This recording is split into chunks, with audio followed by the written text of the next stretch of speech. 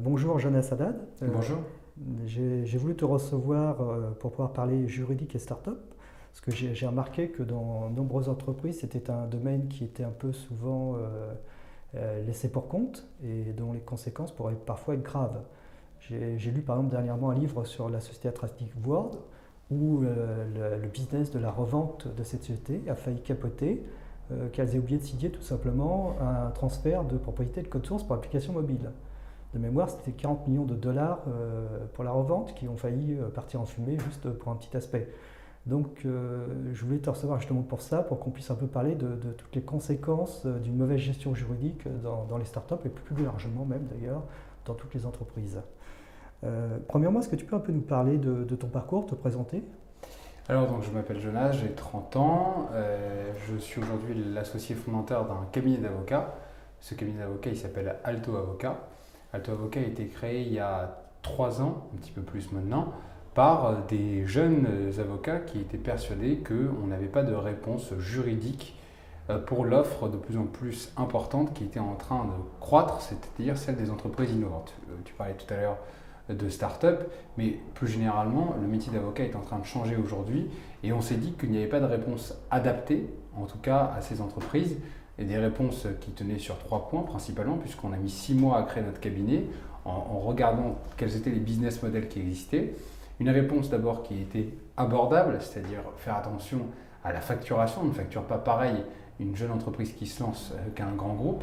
Deuxièmement, une attention particulière portée à la réactivité. On n'est pas aussi réactif, encore une fois, lorsqu'on est avec un grand groupe que lorsqu'on est avec une entreprise qui vient de se monter ou qui est en pleine expansion. Et troisièmement, l'effet de réseau. Nous, on est persuadé qu'un avocat aujourd'hui, c'est un maillon d'une grande chaîne et que l'entrepreneur, il a besoin de son avocat, de son comptable, de son développeur, de son attaché de presse et toutes ces personnes qui font la réussite de l'entreprise. Et pour pouvoir le faire, on a créé cet écosystème autour de notre client pour pouvoir leur permettre à chacun, en tout cas d'entre eux, de bénéficier de ce réseau. D'accord. Quelles sont les erreurs les plus communes qui sont commises au niveau juridique par les startups? Alors, les erreurs les plus communes qui sont commises par les startups, c'est très souvent le fait de dire on fonce et le juridique on verra plus tard. Alors, l'erreur classique, c'est le dépôt de marque. On lance toute une application, une charte graphique, des sites internet, des applications. Et on ne dépose pas la marque et donc on n'a pas de protection. Et puis un beau jour, au bout de 6 mois de développement, il y a quelqu'un qui tape à votre porte et qui vous dit mais vous êtes mignon, tout ce que vous avez fait ça n'a aucun sens puisque vous êtes en train de prendre ma marque. Ça arrive encore aujourd'hui. Deuxième erreur assez commune, c'est de se dire, notamment pour des sujets comme les conditions générales d'utilisation et de vente ou les statuts, on ne va pas passer par un spécialiste, on ne va pas passer par un site spécialisé, on va aller picorer un peu sur internet des conditions générales, des statuts, et on va essayer de faire notre propre sauce. La réalité, c'est que lorsque vous faites votre sauce, il faut que les ingrédients soient corrects. Et le problème, c'est que très souvent, les entrepreneurs, ils prennent un morceau là, et ce n'est plus légal. Et le problème, c'est que lorsque ce n'est plus légal, ce n'est plus opposable aux personnes qui viennent vous chercher. Et si demain vous avez un problème, eh bien, ce problème, vous serez confronté à la vacuité, en fait, l'inefficacité de ce que vous aurez réalisé. Donc, en fait, nous, on est persuadés qu'aujourd'hui, et bien sûr que pour des choses standards, on peut parfaitement passer par Internet, ce n'est pas une contradiction. Mais il ne faut pas que lorsque les choses deviennent un petit peu complexes, lorsqu'elles sont vraiment le cœur de l'entreprise, c'est-à-dire comme les conditions générales ou les statuts, on se dise « oh, je peux fabriquer tout ça avec un copain qui m'aidera un petit peu, etc. » Et c'est les erreurs les plus communes. Et nous, on est toujours un peu embêtés quand on voit un entrepreneur qui vient nous voir après avoir bricolé sa propre solution, nous disant ah bah j'ai bricolé ma propre solution et si j'avais su, j'aurais fait appel à un avocat. Et c'est toujours un peu embêtant de recevoir quelqu'un lorsqu'il est confronté à ça. Il y a aussi souvent ce que j'ai remarqué, c'est l'absence ou le bricolage, c'est sur les pactes d'actionnaires. Tu peux nous en parler un peu? Alors le pacte d'actionnaires, c'est différent des statuts. Les statuts, c'est vraiment ce qui va régler la société dans son intégralité vis-à-vis des tiers. Si vous avez un problème avec une société, vous pouvez aller regarder ce qui est dans les statuts pour voir qu'est-ce qui est prévu, les règles de fonctionnement de la société, alors que le pacte d'actionnaires, c'est très différent. Le pacte d'actionnaires, ce sont les règles du jeu entre les actionnaires, comme son nom l'indique. Qu'est-ce qui se passe si un d'entre nous veut partir lorsqu'on est associé? Qu'est-ce qui se passe si l'un d'entre nous veut vendre ses parts? Qu'est-ce qui se passe si l'un d'entre nous a envie de faire le tour du monde? Qu'est-ce qui se passe si un d'entre nous reçoit l'offre d'un grand groupe pour pouvoir partir? Qu'est-ce qui se passe si l'un d'entre nous veut racheter l'intégralité de la boîte? Bref, en fait, tout ce qui peut se passer dans les relations interpersonnelles entre les associés. Et c'est extrêmement important parce que surtout dans les startups, mais dans toutes les entreprises en général, c'est là où vont se nicher les obligations qui sont des obligations importantes. Je prends un exemple, la fameuse clause d'implication. Lorsque vous êtes une jeune startup, les fonds d'investissement, et ils ont raison, ils sont dans leur position, exigent une implication importante. Et parfois, cette clause d'implication va jusqu'à une clause d'exclusivité. Ils vont vous dire, bien, on va investir X centaines de milliers d'euros chez vous, à condition que vous ne travaillez que chez nous. L'entrepreneur ne comprend pas grand-chose, parfois, ça arrive encore, il signe, et puis après, il décide d'avoir un nouveau poste, et donc du coup, on lui dit, ah bah tu as rompu le pacte d'actionnaire, et on lui demande de partir de la société. Ce pacte d'actionnaire, il faut qu'il soit travaillé, il faut qu'il soit adapté aux besoins des différents actionnaires, qu'ils soient fonds d'investissement, business angel, investisseurs plus classiques, et également les entrepreneurs et fondateurs des entreprises. L'erreur qui est peut-être commise, je pense aussi, c'est de monter une start-up en ne pensant pas dès le départ à la revente. Je m'explique, on a une petite idée, on est quelques amis, on se dit qu'on va commencer doucement, mais les erreurs ou les non-formalisations vont nous exploser au visage au moment où justement les fonds d'investissement ou des investisseurs ou une introduction en bourse va arriver. Et là, d'un seul coup, on se rend compte qu'il y a des gros manquements. Je pense par exemple aussi tout ce qui est clause de non-concurrence sur des personnes clés, et ça peut poser de gros problèmes lors de la négociation. Absolument. Donc par exemple, la clause de non-concurrence c'est un problème, mais je donne aussi un autre problème. Aujourd'hui, vous êtes tous inondés d'informations sur le fait que le modèle, ce sont les plateformes. Et pour les plateformes, on va faire par exemple appel à des travailleurs indépendants. Et il nous arrive très souvent de voir des gens qui viennent, alors qu'ils n'ont pas travaillé les contrats avec leurs travailleurs indépendants, je prends notamment l'exemple de la livraison, ils viennent nous voir et nous disent « Ah bah j'ai pas travaillé de contrat avec les livreurs indépendants, j'ai simplement une petite obligation entre nous et on définit ça ensemble. » Oui, sauf qu'il y a un risque un petit peu important quand même de requalification par exemple en contrat de travail dans ces cas-là, et c'est pas très important lorsqu'on est au début de la création, mais si après vous avez 1000, 2000, 3000 livreurs qui travaillent pour vous et que chacun risque la requalification, bah effectivement, le prix de la société n'a plus rien à voir et il fait effectivement baisser drastiquement. Donc il faut faire attention parce qu'il y a des mécanismes juridiques sur lesquels il y a des effets d'échelle. Sur lesquels, en gros, lorsque vous commencez petit, ça peut se régler encore, mais lorsque vous avez plusieurs, par exemple, personnes qui travaillent pour vous et qui en fait sont en format de salarié, il faut faire extrêmement attention. Faire appel à un cabinet juridique généraliste, est-ce que c'est une fausse bonne idée ? Alors, faire appel à un cabinet d'avocats généraliste, ça peut être une bonne comme une mauvaise idée. Il n'y a pas de bon ou de mauvais généraliste. La réalité, c'est qu'il faut simplement que le généraliste en question comprenne les mécanismes, notamment des entreprises innovantes. Ils comprennent par exemple qu'une valorisation d'entreprise, ce n'est pas la même chose lorsqu'on est dans un modèle de start-up ou lorsqu'on est dans un modèle industriel. Il faut qu'il y ait un petit peu de connaissance de la comptabilité, de la finance et parfois même un petit peu du marketing pour comprendre pourquoi ces entreprises-là ont une telle valeur. Deuxièmement, on est en train finalement de revenir un peu à une sorte de généralisme. Pourquoi ? Parce que lorsque vous faites un droit des startups, lorsque vous êtes avocat pour une entreprise innovante, vous allez faire un peu d'immobilier, vous allez faire un peu de droit du travail, vous allez faire un peu de droit de la propriété intellectuelle, mais orienté selon le besoin de ces entreprises. Et donc, oui, il est parfaitement possible d'avoir recours à un généraliste lorsqu'on est une entreprise innovante, mais il faut que ce généraliste ait une connaissance et au moins une approche de ce que c'est que cet écosystème des entreprises innovantes. Toi qui rencontres beaucoup de startups, quelles sont les erreurs aussi non juridiques qui sont commises à la création et dans les premières années de ces startups ?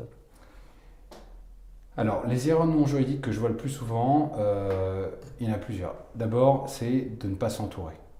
Moi, je dis toujours que lorsqu'une personne est complètement seule dans un business, ça reste quand même très compliqué parce qu'il faut se lever le matin et que lorsqu'il n'y a personne d'autre qui vous pousse, lorsque vous n'êtes pas 2, 3, 4 pour faire un business, eh bien, je trouve que c'est toujours extrêmement compliqué. Et j'ai encore des entrepreneurs, après, sauf s'ils ont une compétence très particulière, très spécialisée, dans quel cas je comprends parfaitement qu'ils veulent lancer seule leur entreprise, mais je pense que c'est extrêmement important. Deuxièmement, une erreur qu'on voit aussi assez souvent, c'est de se dire on va vite aller vers le développement commercial. On veut avoir tout de suite de la clientèle, etc. Oui, mais le problème c'est que vous n'avez pas beaucoup de chance avec un client potentiel. Si lorsque vous présentez votre projet à un client potentiel il n'est pas fini dès le départ, eh bien le client se dira bon, bah, cette entreprise, de toute façon, elle ne vaut rien, elle n'a pas un produit de qualité.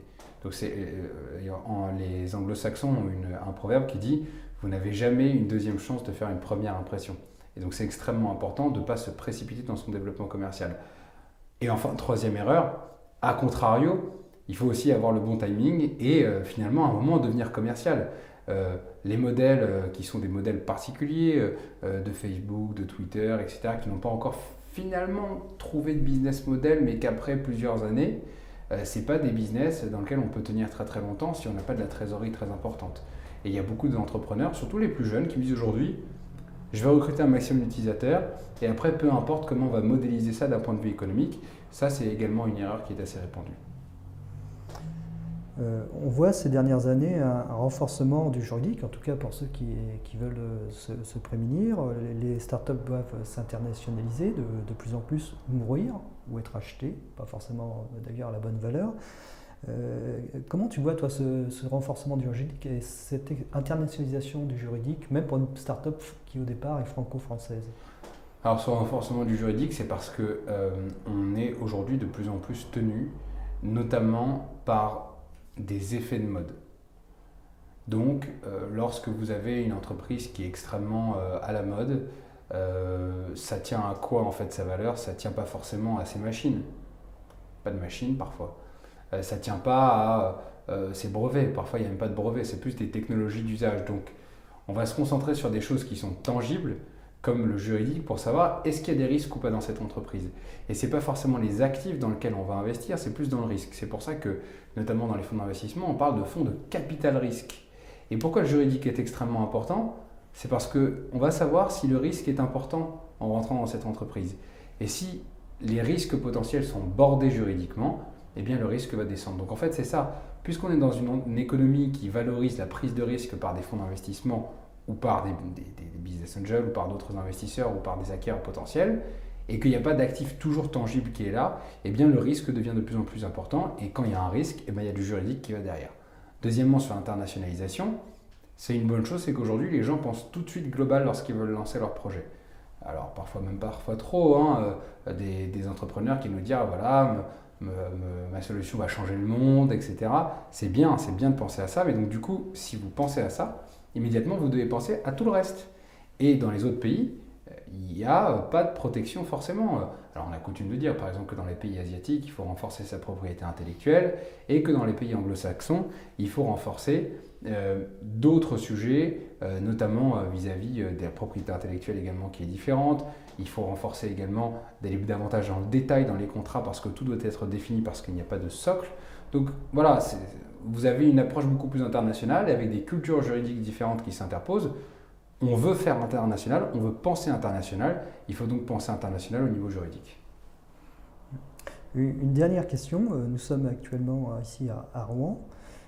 Qu'est-ce que tu penses qui manque dans cet écosystème rouennais qui est malheureusement pas encore aussi développé que l'écosystème parisien? Qu'est-ce qui manque pour que Rouen puisse faire concurrence à d'autres grandes villes?